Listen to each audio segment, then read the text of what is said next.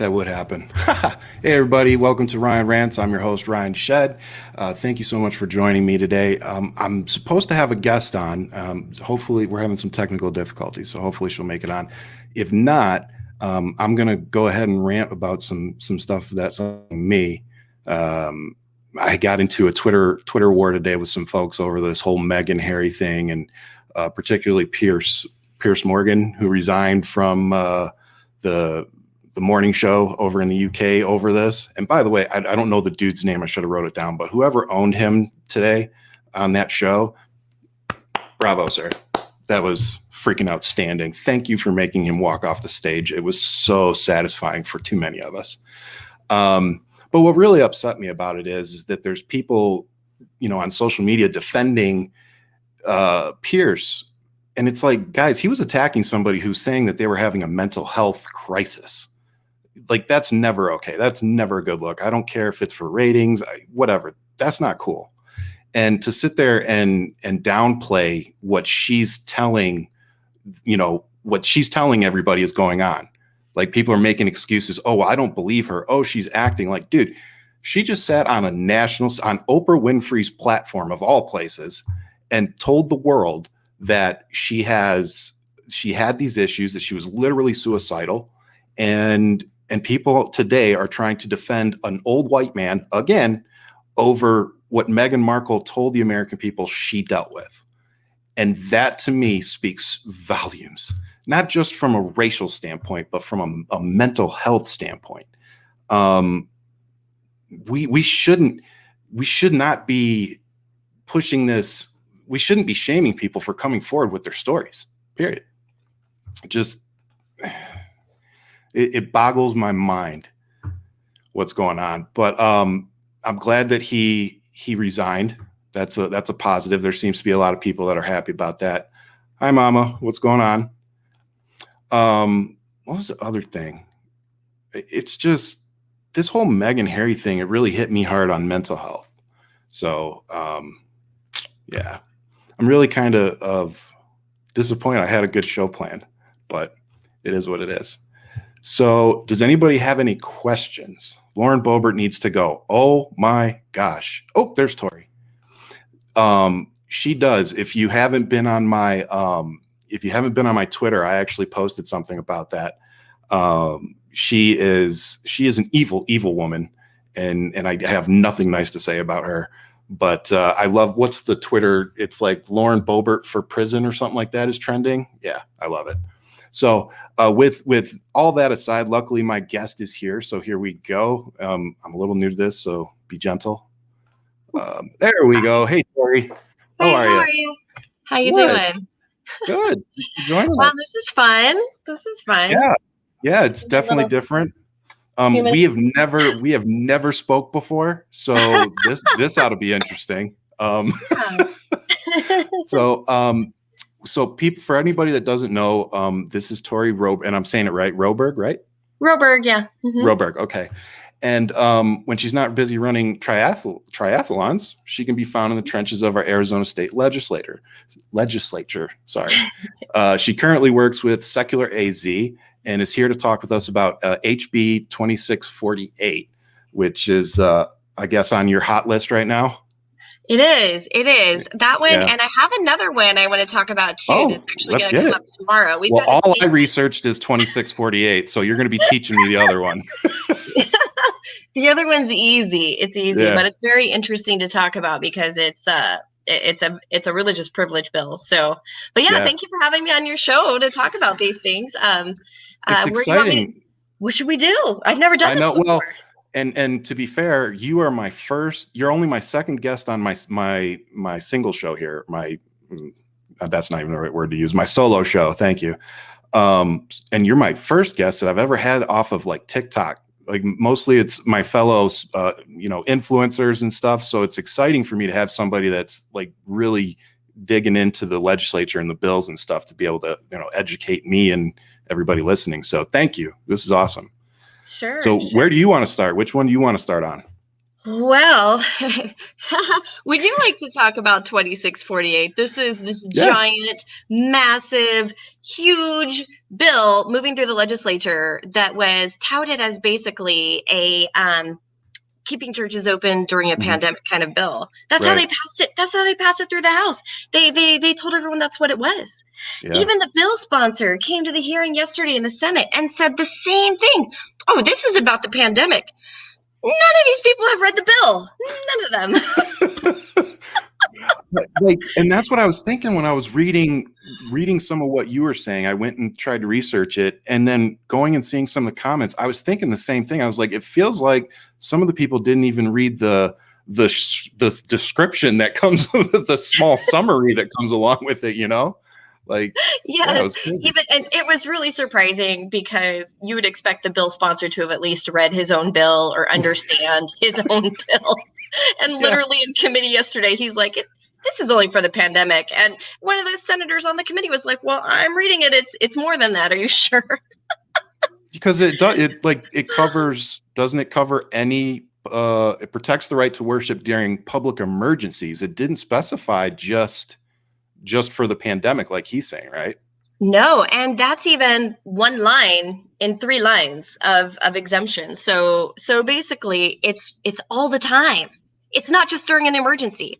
So what this bill does is it says basically that they define religious organizations very broadly. So a religious organization, if I were to say that to you, you may think, oh, maybe the Catholic Church, etc., right?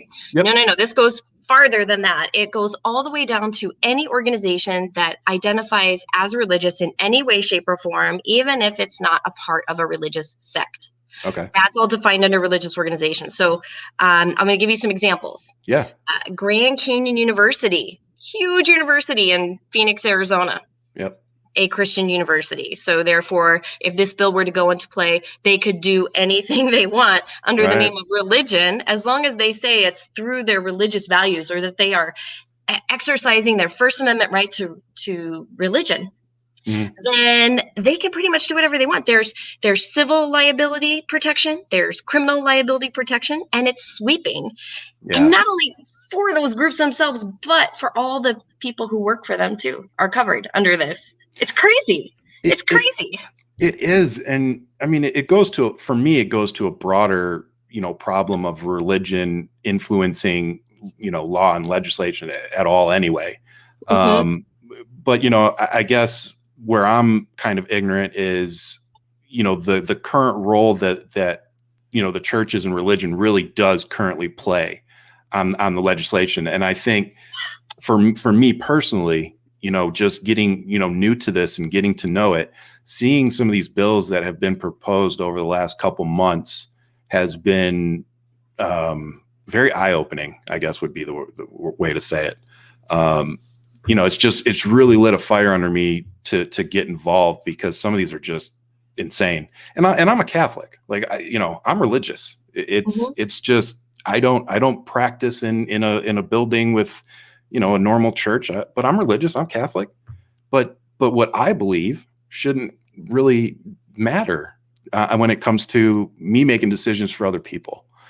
But if we're talking about specifically giving the churches powers to open during national emergencies, where I see the problem is we're giving them way too much power in terms of deciding what's scientifically right and what isn't, or we're just going to ignore what science says and do what we want because we have this HB2648 that says we can do what we want during public emergencies. And what were the other lines? What were the other lines that you said they could do? Well, I mean, it's practicing their religion. That's the thing. That's how broad it is. Yeah, practicing religion.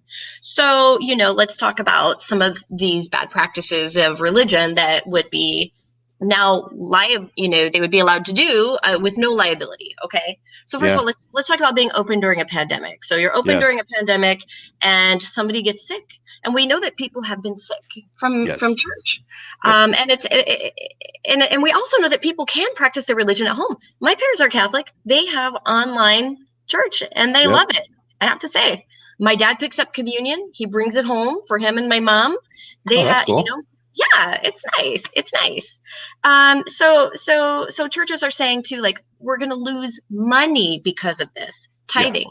This bill allows them to sue the state for anything that they lose or that they think they lost for damages if they do have to close. Wait, I'm sorry. What? Can you say that one again? It allows, Holy. yes, a religious organization to sue the state or the local government, whoever put this restriction on them, for damages lost due to the restriction.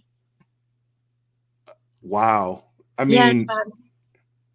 so let me. So that brings up the only question that brings up for me is, can small businesses do that? Oh yeah, yeah. So small businesses can sue the federal government for lost wages if they had to shut down due to the pandemic. This is a state law, so But you get what I'm saying? Like, that's crazy. Yeah. So say, but if they're a Christian bookstore and it's part of their religion to be open, right? Ooh, yeah. Or one of these limited services pregnancy centers, that don't really offer all the services of a pregnancy center, but they're religious, so they're offering the spiritual guidance to women. Yeah.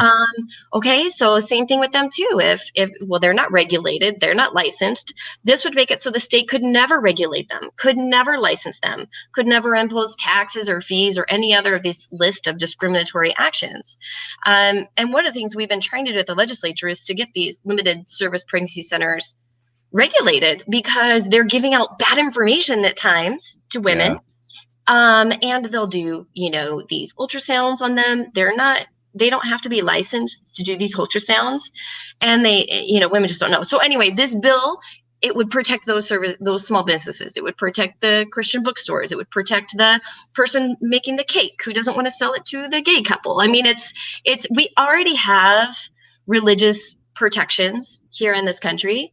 This bill just makes it go even farther, where it puts them on this pedestal. They can do what they want. So it has several redundancies built into it on top of expanding upon what they already have. Is that what you're saying? Yes, it is adding to our current law. It's expanding it. I've been tracking these bills across the country, and this one is the most sweeping liability protection I have seen of all the bills in the states that are very similar to doing this. And I think also what's important to note is to go back to what you said about the influence of religion in politics, right? Yeah. And we're not talking about American Christians here. What we talk about is this rise of Christian nationalism. There's a difference. There is a big difference. Yep. American Christians are generally people of Christian faith who are just practicing their faith and enjoying life, right? Mm-hmm. A Christian nationalist wants to take that Christian faith and put it into the government, so that now the government is pushing Christian faith on everybody, not just practicing their faith. They want it everywhere. Yep. This is happening. We could do like 10 shows on this. I know, which is fine. I mean, I can already tell you're welcome back whenever. So, no, I find it very interesting because I have some very religious people in my life, that they're all for the tithing, the going to church, all of it, which is fine, but to see how most of the people in my life are pretty cool. Like, they understand keeping it separate. Like, they don't put their religious stuff on everything, but clearly there are plenty that want to use this blanket, religion as this blanket reason to be able to do whatever they want.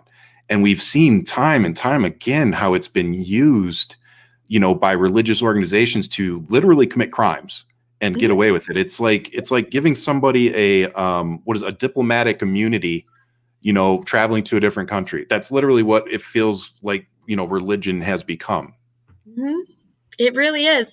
And it's very clear when the bill sponsor shows up to the hearing and doesn't even know it's in his bill, because he's not the one who wrote it. He's not the one who wrote it. It is the Christian nationalist group, the Alliance Defending Freedom. Yes. It is the evangelicals, the Center for Arizona Policy, who are writing this legislation and giving it to these Republicans who are afraid not to run this stuff. Some of them believe it, but I've heard from so many that they are terrified of the Christian nationalist lobbying groups at the Capitol.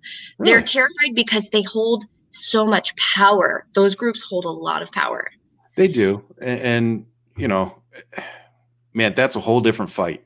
I mean, but unfortunately it is part of this fight. I don't know. It's like I said, the get out of jail free card, the diplomatic immunity essentially that we're giving them, and we don't tax them. We give them all this stuff for free.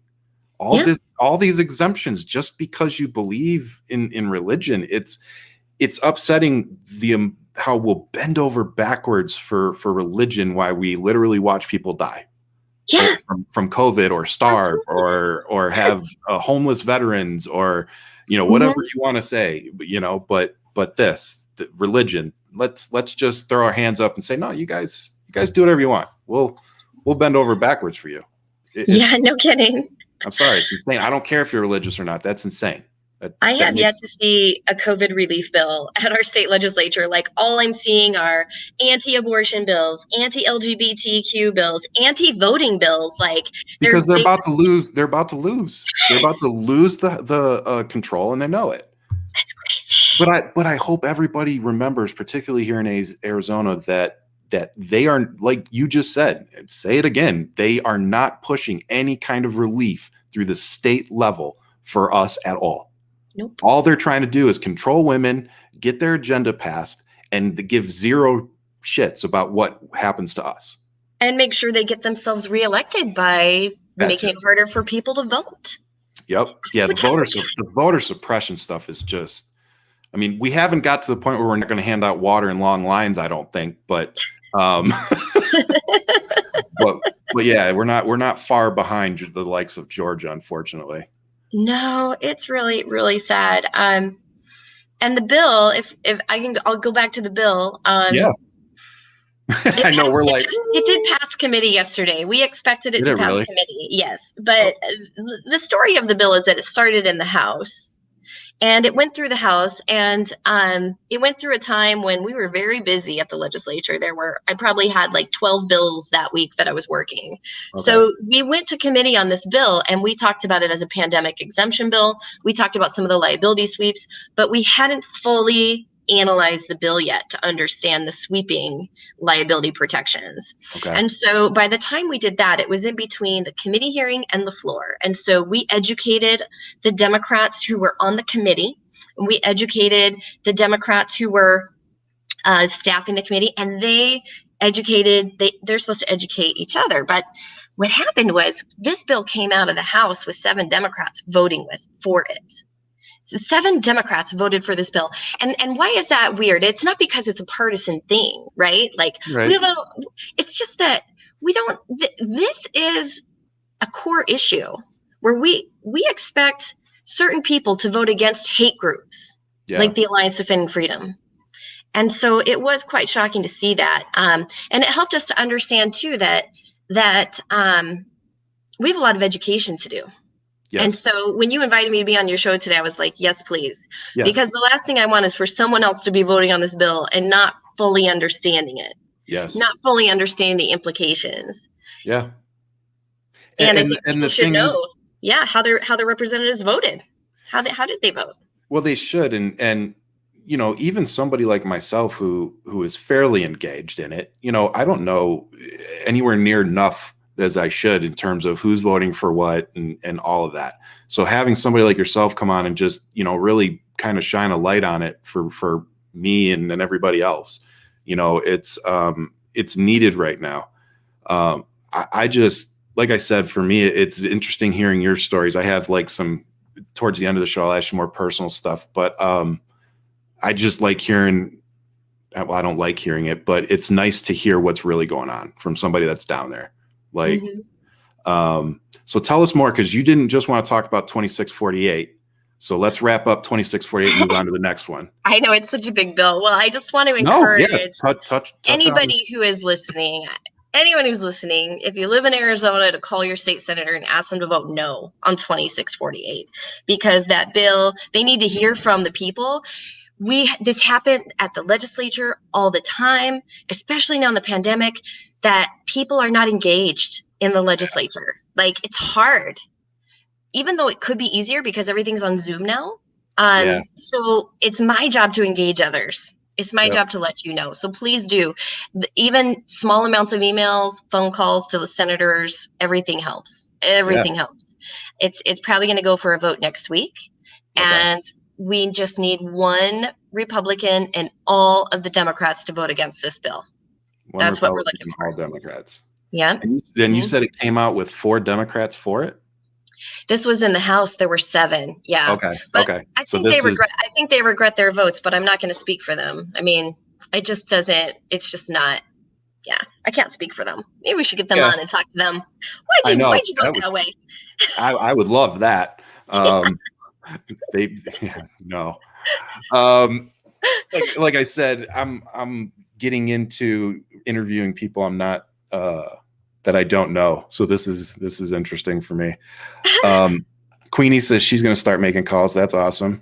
Thank you, Queenie. Oh, and Nikki, she's got a huge phone. She's going to make a video for us tomorrow. What? So yeah, that is so cool. And I know, we don't have a ton of people on with us right now. We only got like 6, 7, but the podcast gets a ton of downloads here in Arizona. Like a majority of our downloads, the audio podcast gets a lot. So well, that's awesome. I just want to give a shout out to anyone listening in the future. Thank you from future Tory. I love it. That was awesome.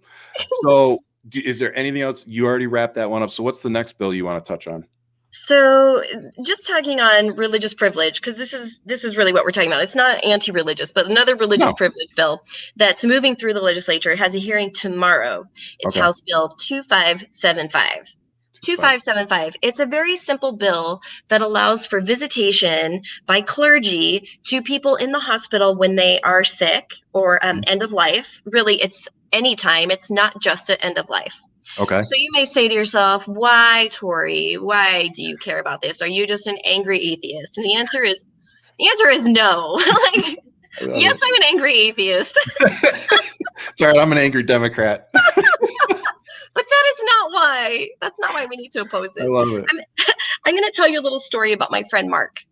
My friend Mark, he lives in Kingman, Arizona, and he started an atheist club in Kingman, Arizona. And if you know anything about Kingman, it's one of the most conservative religious cities in this country. And he started a free thinkers club. Nice. Sadly, Mark got COVID last year, and Mark died. And it's very sad to me because he died alone in the hospital, okay? Oh, man. And so I think about Mark. And so my fight on this is dedicated to Mark, because what this bill is trying to do is give privilege to religious people to have somebody with them at the end of life. Now, I called the bill sponsor. So a good lobbyist will try to work through the bill sponsor to try to make the bill better. Right. I tried talking to the Catholic bishops who are pushing this bill too. I tried talking to the bill sponsor. They don't want to change it. And here's what I was saying to them. I said, look, I'm an atheist. If I'm in the hospital dying, I kind of want someone to be with me. I said, how does having a bill addressing clergy help people like me? How does it help? And I try to give perspective on that, right? Wow. So the answer, so what I was asking for was inclusion. Can you include atheists? Can you somehow define the word clergy, which is not defined in statute anywhere? It's mentioned, I think, 9 times, never defined. What does clergy mean? You tell me. Now we're leaving it up to the hospitals to decide. So now they, what are they going to say? Like, you're legit, you're not? Yeah. It doesn't work like that. Like, I probably want my partner with me if I was, I wouldn't want to be alone. I didn't want Mark to be alone. Yeah. I don't ever want that to happen to anyone ever again. And so we're not trying to take anything away from them. We're asking to be included, and they're saying no. In fact, I won't say who, but I was talking to a lawmaker today who has influence on this, and he literally said, I'm not going to listen today. I'm hanging up. What? Yes. I said, I guess at this point, sir, it's about perspective. Like you can listen to my perspective and try to understand it or not. I guess that's where we're at. And he said, well, I'm not. And he hung up. He didn't say goodbye. He just hung up. And I tell you what, like, I'm a person. If you ever catch me being that kind of rep, smack the shit out of me. Seriously. It made me cry. Because he didn't even give me the time of day. Yeah. As soon as he heard I was an atheist and I was asking for inclusion, and it's part of this culture of oppression that we live in the United States. We live in a culture of oppression. We oppress people who are different than the white Anglo-Saxon Protestant man. Yes. Sorry, Ryan. Oh, reach. But it's the truth. And so bills like this, which seem very benign, right? It seems very benign. It's actually not. It's a building block. It's shutting the door to other people saying, these people can have this privilege, but you can't. Yep. Because what did he say to me? It's your choice to be an atheist. That's what he said. Right. And, well, okay, and let's stick with that. So what? It's your freaking choice, and you should still be included in representation and rights. Yeah. And I'm going to be honest with you, Tori. I, as a white man, and as a Christian or Catholic, I never really had thought about it. And as you're telling me about your friend Mark, it's like, I'm sitting over here going, holy shit. I just never thought about it, these people going through COVID that aren't religious wouldn't be able to have somebody there with them. It just never crossed my mind. It's heartbreaking when you think about it. It is. And I mean, honestly, I'm kind of I felt the emotion coming off you. So, I'm sorry for your loss. Seriously. But it drives home. I've had so many people argue with me about COVID and masks and all this stuff. And it's like, well, it hasn't affected my family or any of my coworkers. And I'm like, that's fine, dude. But I can point you to 20 who's lost family members and friends and coworkers. Like, let's do what's right for everybody. And I think that goes to what we're talking about here too. Like, we're not focusing on everybody. And on top of it, where is this energy when it comes to standing up for people of color, standing up for women, all this kind of stuff? We don't do that. We don't bend over backwards for them. But man, the minute you mention religion, holy shit, let's part the seas and make this happen. Right. Somehow religion is like this, like morality test. Like, if you're religious, you're moral, and if you're not, you're not. Yeah. That doesn't make any sense. You must be a horrible person if you don't believe in God. Yeah. I heard that growing up. I remember hearing that growing up, and it made me feel like I didn't have a choice. But my relationship with my religion has evolved quite a bit, going into my adult years. And I'd say over the last 5-6 years, I've really finally grasped the whole, other people don't have to feel the same way that I do. Right. Other people don't have to believe the same things that I do for us to be able to find that common ground, and so yeah, this is interesting. This is so interesting for me. I just throw back to 2648 and mention what I forgot to mention, which was faith groups signed in against the bill. There was a letter with 219 signatories on it from community and faith groups to the committee yesterday, asking them not to pass this bill. Yeah. I'll have to send you a copy of that letter. Yeah, it's actually, really good. Yeah. Because we need to point that stuff out too. We can sit here and drag, religion and the folks that do this, but they aren't always in the majority, and there's always a group on the other side saying, agreeing with us, saying, yeah, my religion shouldn't, no, this isn't okay.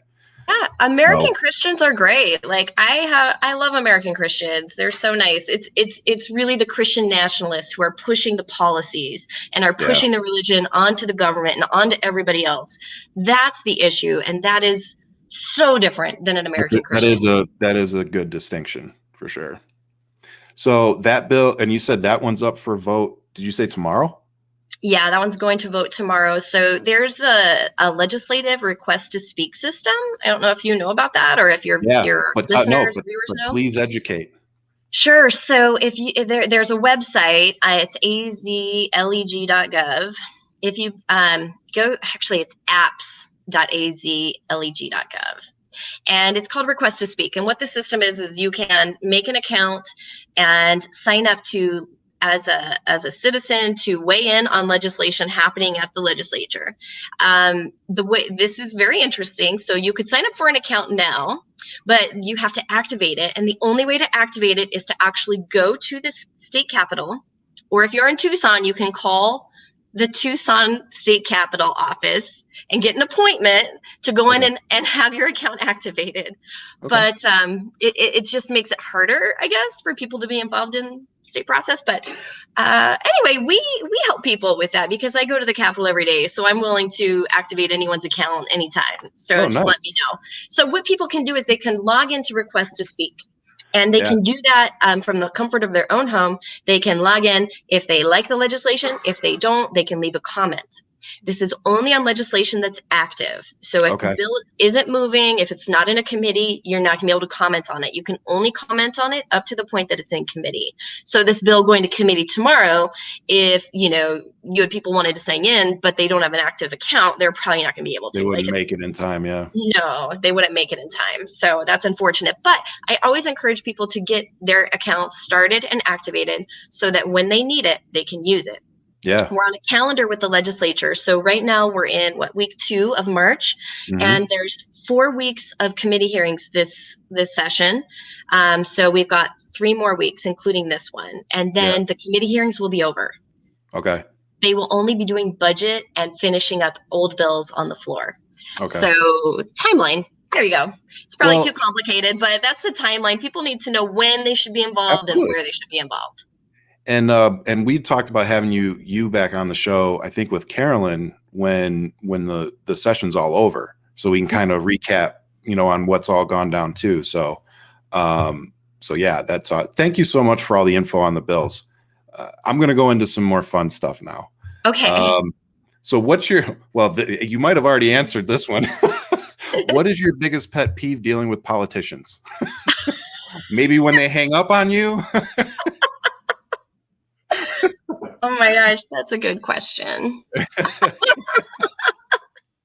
Well, Ryan, I'm in the business of relationships, so it's best not to divulge too much. Fair. That's fair. No, honestly, my biggest pet peeve with politicians is when they don't vote the right way, when they don't vote with the people of their district or the people of Arizona who are coming to the Capitol and saying, we need you to vote this way, and they're not listening. Basically, that is my biggest pet peeve. They don't listen, they cut us off, they hang up on us, they don't want to hear what we have to say. So that is like 5 things, but it's all kind of the same thing. They ignore people the majority ignores people they don't want to be heard. So like I said, they cut us off in committee all the time. They cut us off all the time. They tell us we're out of order when we say things like hate groups and Christian nationalists and extreme bill. They're like, oh, you're out of order. We're going to cut off your mic. I'm like, okay. Like, we're literally members of the public, technically. Next question. No, but that's the kind of stuff that, you see the name in the corner, right? Ryan Rants. Rant away. Because that's literally the kind of stuff that we need to hear. Because I was going to ask you right before you answered it, how often does that happen? Is that, the norm for you guys getting cut off? So you answered that at the end. But those are the things that we need to hear of how you guys are treated on the floor. Because like you said, majority of people don't watch the sessions. They don't watch, any of that stuff. And it doesn't make national news. So, it's like, it's known around the little political circle, and that's it. Yeah, pretty much. Like we all know. Yeah. But getting out, now it's, I keep telling everybody, social media, this TikTok thing, getting information out is getting easier and more interesting, as the months go on. But we're getting censored on social media now, kind of like that. Every time we say something that somebody somewhere doesn't like, or an algorithm doesn't like, our accounts get shut down for like weeks, months. It's ridiculous. Wow. Yeah. Like, there's been times I've posted a story, like literally I took a screenshot of a story from AZ something or other, put it on my TikTok, put it to music, and they took it down because it was about the Proud Boys. Really? So all it was a screenshot of a news article from ABC News put to music, and they took it down for hate speech. Wow, that's very interesting. It happens all the time. Like it's this whole thing we're battling. I'm telling you, there's going to end up being some legislature of some kind that gets pushed for the social media. It's going to have to happen. That's very interesting. I don't know anything about your world. Love to tell me more. It's ridiculous. Not as ridiculous as yours, though. You're doing much more important work than me. But I'm actually I'm planning on running, if everything works out well. I'm planning on running LD9 here. Dr. I won't say his name wrong. Dr. Freeze. Dr. Freeze. Mm-hmm. Yeah, he's termed out, I guess. So I'm looking at his seat. Oh, okay. Yeah. Dr. Freeze is one of my best friends at the Capitol, I have to say. Really? Like, yes, he speaks up for separation of church and state when I don't even come talk to him about it. Like, he just does. Like, it's in his blood. He believes in it. Yeah. And one of my favorite lawmakers at the Capitol is Dr. Randy Freeze. No doubt. No, and I was telling somebody, I said, those are the times when terming out sucks, when you have a good representative that you don't necessarily want to see go. And they can't run again. It sucks when you have good representation, but it's great when you have somebody horrible like Mark Fincham. Not that I'm dropping any names, Mark Fincham. Sorry, dude. Someone's got to move up to Oro Valley and get that guy primaried out. Or I'm telling you, there seems to be a lot of attention on him now. So I'm hoping that it happens, because there's a lot of people talking about. I had 3 people that I consider to be serious people reach out to me and like, are you in his district? And I was like, no. It's like, sorry. They're like, damn, you would have been perfect. Well, they did. I will say, like, kudos to LD11, because they did put some really good candidates up. Really good. And hopefully we can that seat will get flipped. And I say that because Representative Fincham is no friend of the secular coalition whatsoever. Like, he's he's determined we're his enemy. And so I'm like, well, if you're not with me, then please, let's see who we can bring in. Let's move along and replace you. If we can. I mean, but that's those. He is so many more issues than just that. But, if we want to stay focused on that, then it doesn't really surprise me with the type of politics he plays, that a group like Secular AZ, that he would consider you guys an enemy.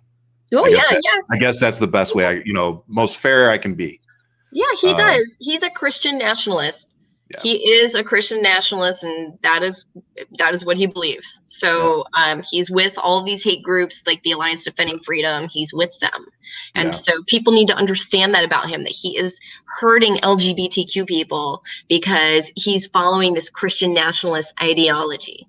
There's so many things that are bad that I hope people understand, but it's really hard to get people engaged in politics. But we need more young people, more people who watch your show.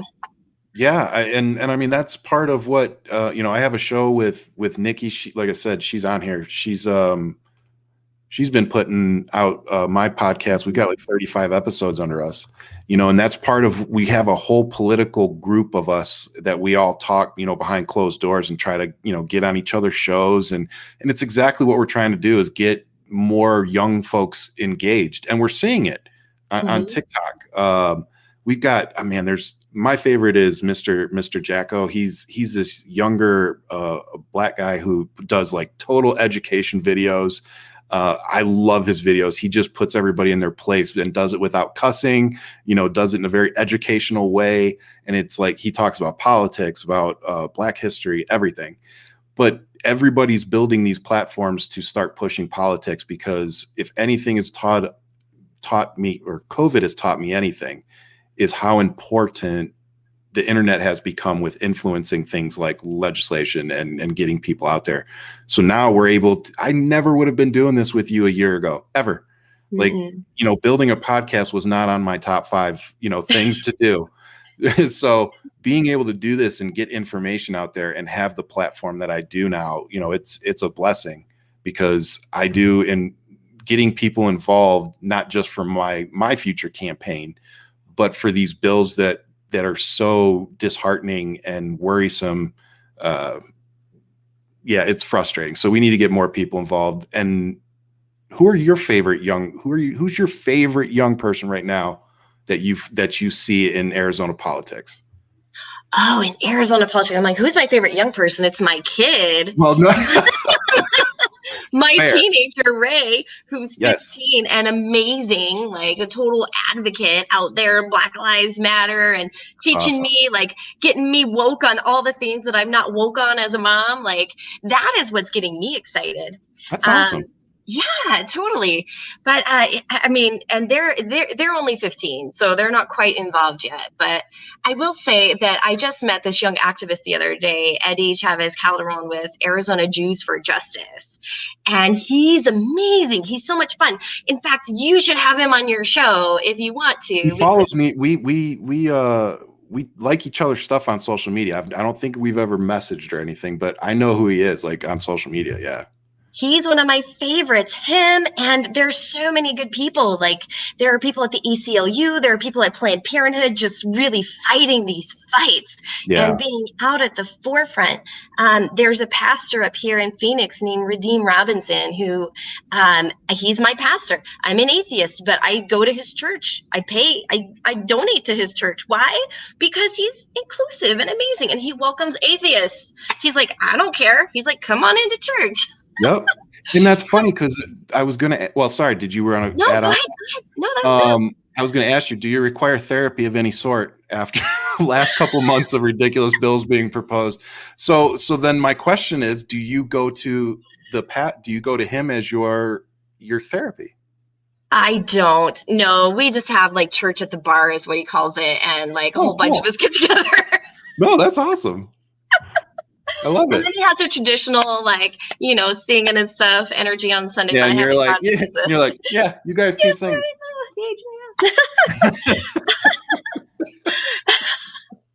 Oh man, that's good. Yeah. So right now, no, I'm not in therapy right now, but I should be because this session is driving me nuts. But the truth is, I just don't have time. Like, when would I do that? I just don't have time. I've got to wait till the committees are over, and then in April I can have therapy. Yeah. It's like I have to schedule that therapy in there. And it's sad that it's 3 months before you. Yeah, hey, anytime you need a session. Unfortunately, I'm well versed in therapy practices. So we'll be good. So I got 2 more questions before we wrap it up. What made you want to do this for a living? What really lit your fire to make you want to get involved? Sure. Great question. So I was raised Catholic. And I'm the baby of 6 kids, and I've got a very religious family. Well, around the age of 17, I realized I was an atheist. And so that was really hard for me. I hid it from my family for a long time until I got married. And then I told them, like, hey, I'm not getting married in a church. And by the way, this is going to be an atheist wedding, but you're invited. And they came. Yeah. So I was living in the suburbs of Phoenix, and which are also very Christian and conservative. And I felt very alone. And so I was already into politics a little bit because I had been working in my first political job was in Napolitano's office. So that was kind of a fun place to be. I loved working for her. Yeah. But I kind of grew out of that office and into politics and into legislative stuff. And around 2012, after my son, I have 2 kids. My second child was old enough to go to preschool. I decided it was time to go back to work full time because I'd been doing part-time. Yeah. And lo and behold, someone said, hey, the secular coalition's looking for a lobbyist. And I was like, oh, there's a secular coalition? I didn't even know. And so the crazy thing isn't secular AZ, it's one of the biggest chapters in the country, isn't it? The one here in Arizona? Yes. Yes, we are. So I basically I went after this job, Ryan. Like, I made sure that this job was going to go to me. Yes. Get it. I love it. So I've been with Secular Coalition since 2013. They started in 2010, and 2013 to 2020. Well, now it's 2021. I've been working with them. And last year, at 10-year anniversary, the Phoenix New Times gave us the Best Activist Organization Award. And I was so excited. Well, you should be. I mean, I Well, know. and it's not like you jumped in on the back end. You've been with them for what, 8 years. So I I mean, built this. I you've built built this. this. You've built Yes. this. I So didn't start this. I'm not, I didn't start this, but no. I helped build this, Yep. and I feel very good about that. Yeah. You Yeah. should. Absolutely. Well, Also, I don't know how much you know about awards, right? But most of the time people get awards because of relationships with whomever they have. Like, yeah. yeah. And what was cool about the Phoenix, or it's usually just somebody trying to sell tickets to an event. So they're giving awards to people. Yeah. But what's cool about this is that it's none of that. Like, literally, they were just paying attention to what we were doing and decided to give us that award. Okay, That does make it. But no, I mean, that's a distinction. So cool. There's a different, because let's be honest, the difference you just laid out is a participation trophy. Come participate in this dinner, help us raise $10,000, and we'll give you this trophy of saying that you're top 40 businesses under 40 years old. Welcome.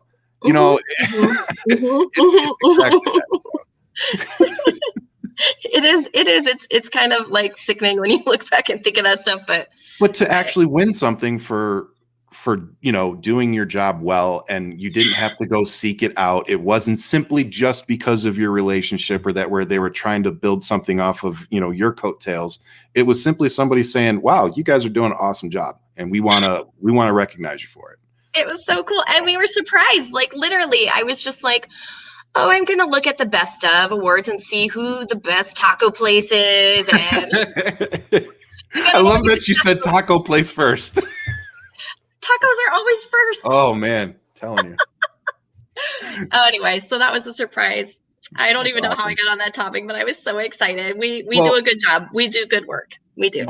I'm excited to learn more, and I think we should just wrap it up on your awesomeness. So we'll wrap it up there. Thank you so much for coming on the show. I will send you all the video and audio and everything on email. And like I said, you are always welcome on the show. Anytime you want to come on and talk about a bill or anything, you just shoot me a text. So thanks, Ryan. Anytime. So Tory Roberg, thank you so much. And I will see the rest of you next Tuesday. Thank you.